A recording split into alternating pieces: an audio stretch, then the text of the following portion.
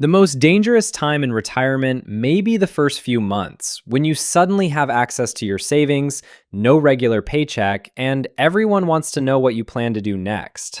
Here's the version of retirement most people picture the moment they finally get there. A new car in the driveway, a kitchen renovation that's been waiting years, a big trip finally getting booked. And look, none of that is wrong exactly. But there's a quieter, far less exciting set of upgrades that matters enormously more in those first few months, and almost nobody talks about them because they're invisible. Nobody posts about rebuilding their tax withdrawal strategy on social media. Nobody shows off their updated healthcare directive. But these are exactly the upgrades that determine whether the fun, visible version of retirement actually gets to last. So before you tell everyone what you're doing next, before the vacation photos and the new hobby announcements, there's a quieter kind of work worth doing first: protecting the money, protecting your independence, and protecting the new life you're stepping into. Let's walk through all of it. Start with the money, because this is where the first genuine shock tends to hit. For your entire working life, income simply arrived automatically every 2 weeks without you having to think about where it came from. The moment that stops, you're suddenly responsible for building your own paycheck out of a completely different set of pieces. Social Security if you've claimed it, a pension if you have one, cash reserves, withdrawals from a 401k or IRA, maybe dividends from taxable investments. Here's the real upgrade hiding inside this, and it's not simply have more money invested somewhere. It's establishing with real specificity exactly where each month's spending money is actually going to come from. Which account gets tapped first? How much comes out? What arrives predictably versus what fluctuates? Without that structure in place, retirement income becomes a series of reactive decisions made under pressure instead of a system that quietly runs itself. This matters more than it sounds like it should, because the psychological shift from receiving a paycheck to manufacturing one yourself is genuinely disorienting for most people, regardless of how much they've saved. Someone with plenty of money can still feel anxious every time they pull from an account, simply because the habit of watching money arrive automatically has been replaced with the habit of watching an account balance shrink every time a withdrawal happens. Building an explicit system, a monthly transfer that behaves like a paycheck, a clear source for each category of spending, removes a huge amount of that anxiety, because it turns an unfamiliar, uncomfortable process into something that simply runs on autopilot, the same way a regular paycheck always did. Right alongside that sits something that sounds almost bureaucratic, but genuinely determines how much of your money you actually get to keep: the order you withdraw from different accounts. Pulling from a traditional IRA, a Roth IRA, and a regular taxable brokerage account can produce wildly different tax outcomes depending on the order and the amounts involved. Traditional retirement account withdrawals generally count as taxable income the year they're taken, and there's a deadline hiding in the background too. Most retirees eventually face required minimum distributions, generally beginning around age 73 depending on birth year and account type, meaning the government eventually requires withdrawals whether you need the cash that year or not. Getting this sequencing wrong doesn't just cost a little efficiency. It can mean paying meaningfully more in taxes than necessary, year after year, simply because nobody thought through which account should be tapped first. There's a genuinely useful way to think about this that most people never hear explained clearly. Taxable accounts, retirement accounts, and Roth accounts each behave differently when money comes out, and the order matters because it affects not just this year's tax bill, but how much flexibility remains available in future years.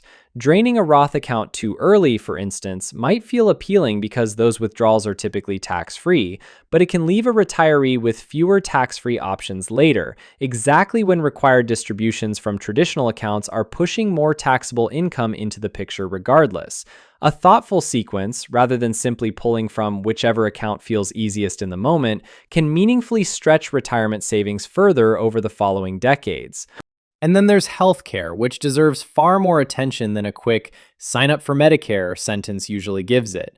Medicare isn't one single decision, it's several layered together: Part A, Part B, Part D for prescriptions, and a choice between original Medicare paired with a Medigap supplement or a Medicare Advantage plan instead. Each path comes with different costs, different coverage, and different flexibility. And critically, these decisions are time sensitive. Delaying certain coverage without other qualifying insurance in place can trigger lasting penalties or close off enrollment windows that don't simply reopen whenever it's convenient. This is exactly the kind of decision that needs to happen quietly and carefully in the background, well before anyone's celebrating retirement publicly, because getting it wrong doesn't just cost money, it can limit your options for years afterward. Rounding out the money side of this is something that changes shape entirely once a paycheck disappears: the emergency fund. While you were working, an unexpected expense could often get absorbed by future paychecks still on the way. That safety net is gone now. If a major expense hits during retirement, a home repair, an unexpected medical bill, an insurance deductible, replacing a car, helping a family member through a crisis, there's no future paycheck coming to cover it. Instead, the money has to come from somewhere, and if that somewhere is your investment portfolio, you could be forced to sell during a market downturn, locking in a loss at exactly the wrong moment simply because there was no cash cushion built specifically for this purpose. Think of this less like a traditional emergency fund and more like a market crash buffer, cash set aside specifically so a bad stretch in the market never forces your hand. That's the money side largely protected. Now let's talk about protecting your independence, because this stage is less about numbers on a statement and more about the physical and practical foundation your retirement is actually going to run on. Start with the home itself, and this isn't about buying somewhere bigger or fancier. It's about whether the home you're in or planning to stay in will actually work for you years down the line. Better lighting throughout the house. Secure handrails somewhere they might eventually be needed. A bathroom that could be navigated safely even if mobility changes. Non-slip surfaces in places that currently seem perfectly fine. Storage that doesn't require climbing or reaching awkwardly. The National Institute on Aging specifically recommends evaluating home safety well before substantial assistance is actually needed, precisely because most older adults genuinely plan to stay in their homes rather than relocate. And retrofitting a home under pressure, after a fall or a health scare, is a far worse position to be making these decisions from than doing it calmly years in advance. Digital security deserves serious attention here too, and this one is specifically relevant in a way that catches a lot of people off guard. Unique passwords across different accounts rather than reusing the same one everywhere. Multi-factor authentication turned on wherever it's available. Account alerts set up so unusual activity gets flagged immediately rather than discovered weeks later. A credit freeze in place to prevent new accounts from being opened fraudulently in your name. And maybe most importantly, a firm personal rule discussed openly with family against transferring money to anyone under pressure, no matter how urgent or official the request sounds. It's also worth designating a trusted contact ahead of time, someone who can be reached if a financial institution notices something suspicious. The FTC continues to warn that scams built around impersonating government agencies or businesses specifically target older adults' life savings, and they work by manufacturing urgency and fear precisely because those emotions short-circuit careful thinking. Setting these protections up calmly now, before any pressure exists, is infinitely easier than trying to think clearly in the middle of a scam call designed to make you panic.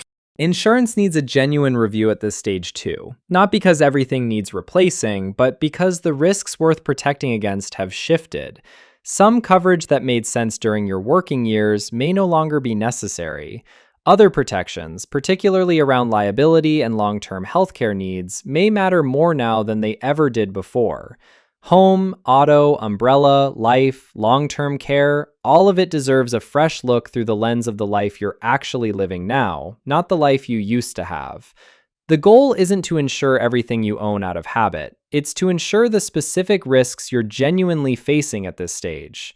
And alongside insurance sits the paperwork nobody enjoys thinking about, but everyone benefits from having in order: your legal and account instructions, a current will, beneficiary designations on every account, checked and updated, because these designations override whatever a will says, which means an outdated beneficiary form can completely undo careful estate planning without anyone realizing it until it's too late.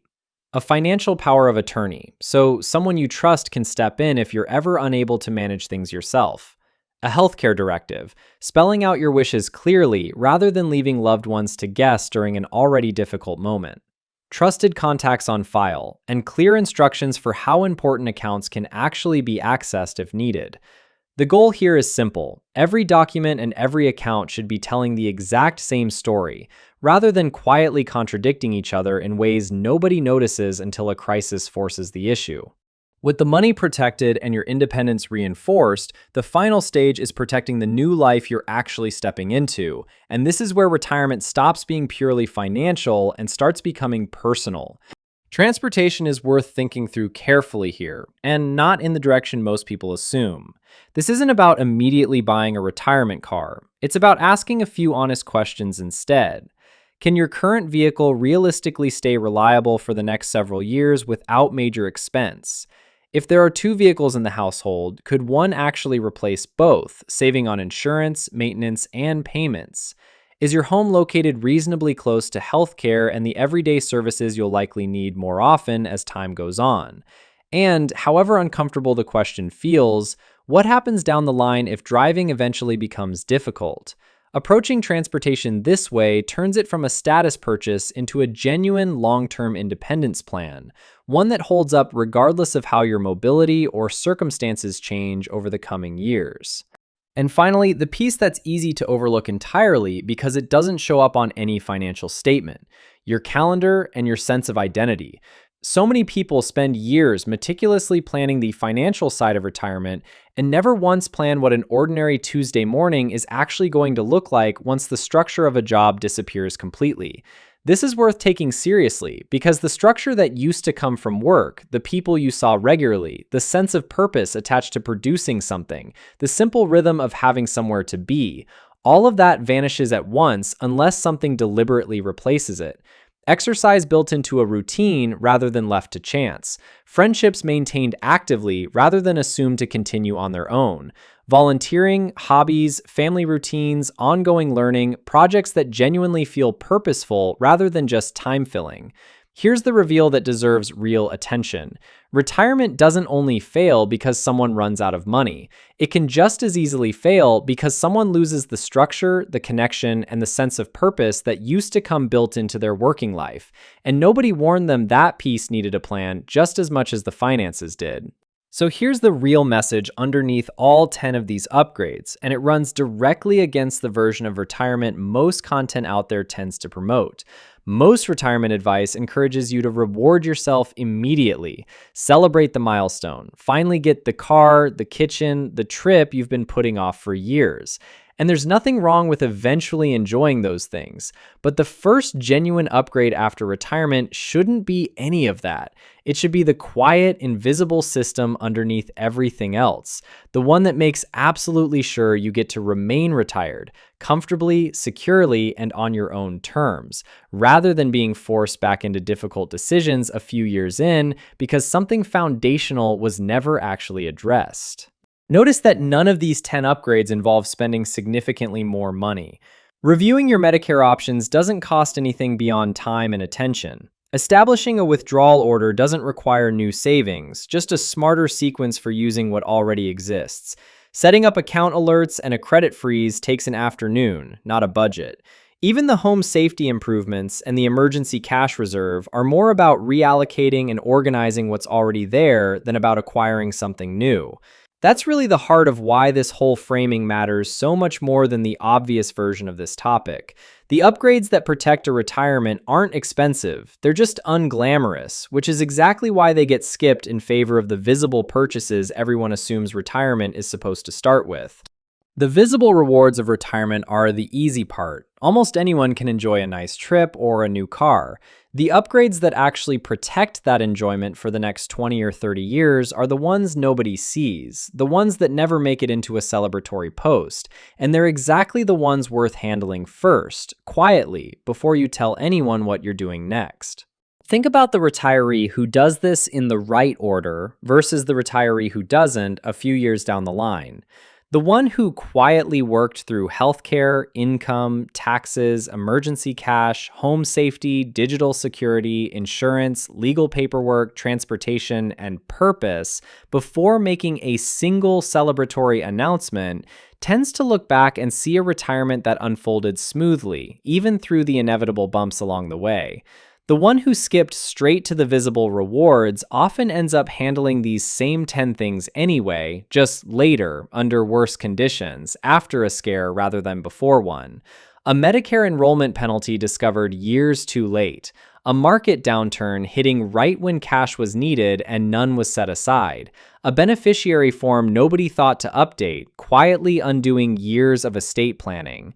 None of these are dramatic mistakes in the moment they're made. They're quiet oversights that simply compound, the same way the upgrades themselves compound when they're handled early and calmly instead.